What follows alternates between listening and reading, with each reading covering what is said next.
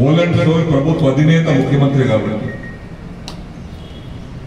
ఏ శాఖగా శాఖ మంత్రులు వారి బాధ్యత ఉన్నప్పటికీ కూడా అన్నిటికీ పోలండ్ స్టోర్ ముఖ్యమంత్రి కాబట్టి ముఖ్యమంత్రి గారితో నాకు ఆనాడు ఉన్నటువంటి స్నేహితుల వల్ల పోయినాం. ఆయన సహకరిస్తా అంటే సహకారం తీయమని కోరాము.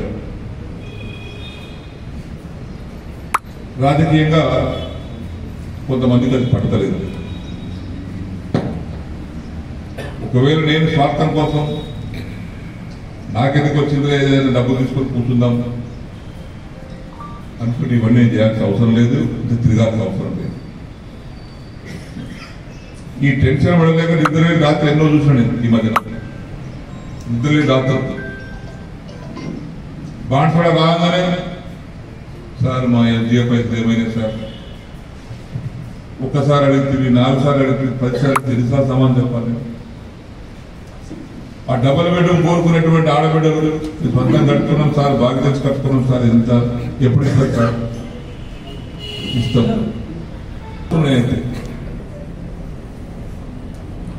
ఈ యొక్క డిమాండ్స్ అనుకోకుండా ఎక్కువ శాంక్షన్స్ వచ్చినాయి కాబట్టి శాంక్షన్ లేకపోతే ఏ గిరిగి ఉండకుండా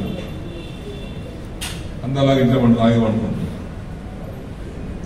వేరే కాన్ఫరెన్స్ వల్ల ఏం బాధ లేదు. ఇప్పుడు నాకేమో ఆనాడు బరువు పెట్టుకున్నా, ఆనాడు ముఖ్యమంత్రి గారు పాపం ఏ మాట కామాట అడిగి నేను ఇచ్చాడు. కేసీఆర్ గారు ముఖ్యమంత్రి ఉన్నప్పుడు ఈ ముఖ్యమంత్రి గారు కూడా అడిగినవి కూడా ఇస్తున్నాడు.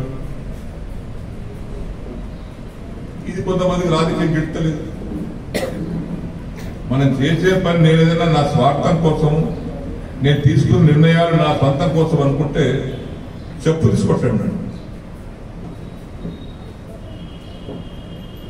నా జీవితంలో ఇటువంటి దుర్మార్గమైన పని నా జీవితంలో చెయ్యనండి. ప్రజల కోసమే ఉన్న రాజకీయాల్లో ప్రజలే నా కుటుంబ సభ్యులను బతుకుతున్నా ఇన్నేళ్ల నుంచి ఉన్నంతకాలం గట్లే బతుకుతుంది. దాన్ని కొంతమంది రకరకాలుగా కథలు సృష్టించి ఏం ఆశించిపోయింది, నేను ఆశించిపోయి నేనేమన్నా ముఖ్యమంత్రి చేత తీసుకుంటుంటే ఇక్కడ ఇన్ని రాజీనామా పెట్టేసేసుకుంటున్నా. నాకు ఏమవుతుంది? ఈనాడు నియోజకవర్గ ప్రజలు 7 సార్లు గెలిపించినటువంటి వారిని వారి రుణం తీర్చుకోవాలి కదా. కనీసం నేను నా జీవితంలో వారి సమస్యలు విద్యాపరంగా వైద్యపరంగా నా చేతనే కాడికి ఇప్పుడు కుదరబోయిన కార్యక్రమాలు సామాజిక అవసరాలు చాలా ఉంటాయి. కాదు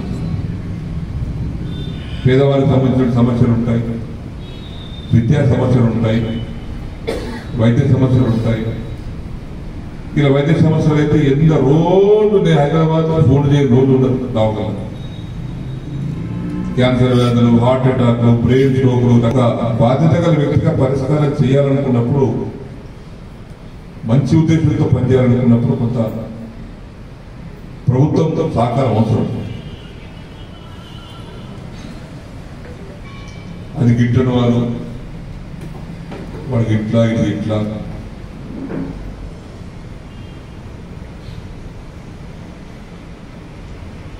ఈ విషయాలు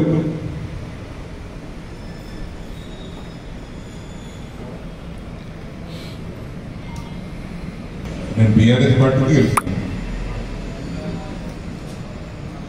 సాంకేతికంగా స్పీకర్ గారు అడిగితే ఉన్నాం బీఆర్ఎస్ పార్టీ ఉన్నాం చెప్పారు.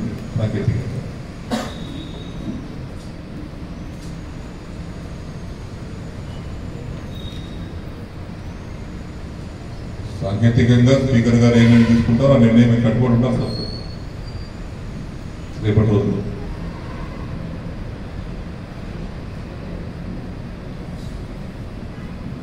మీరు చేసిన ప్రక్రియ ఇది. ముఖ్యమంత్రి గారితో కలిసి వారి యొక్క మద్దతును కోరినటువంటి అందరూ ఇది మీరు చేసింది తప్పు అని చెప్పండి.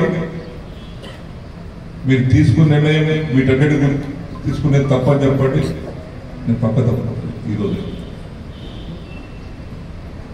అవసరము లేదు. నేను నా స్వార్థం కోసమో నా పిల్లల కోసమో లేకపోతే నా ఆస్తి కోసమో నాకేమైనా భూముల పంచాయతీ కదా హైదరాబాద్లో, నాకేమైనా వ్యాపారం ప్రజాసేవ, ప్రజల సంక్షేమం, అభివృద్ధి. నేను దీన్ని దృష్టి పెట్టుకొని నేను పనిచేస్తుంటాను రాజకీయంగా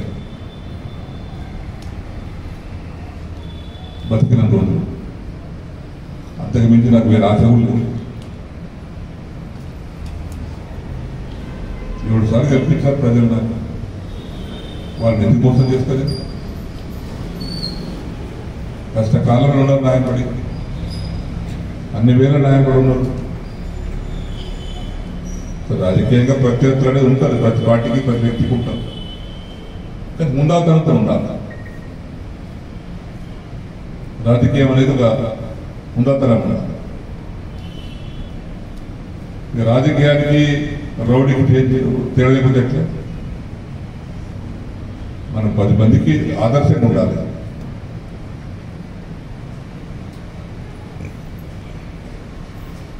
ఇప్పుడు నేను బాగా అసలైన తొలి వెలుగు. ఫాలో వాట్సాప్ @తొలి వెలుగు official.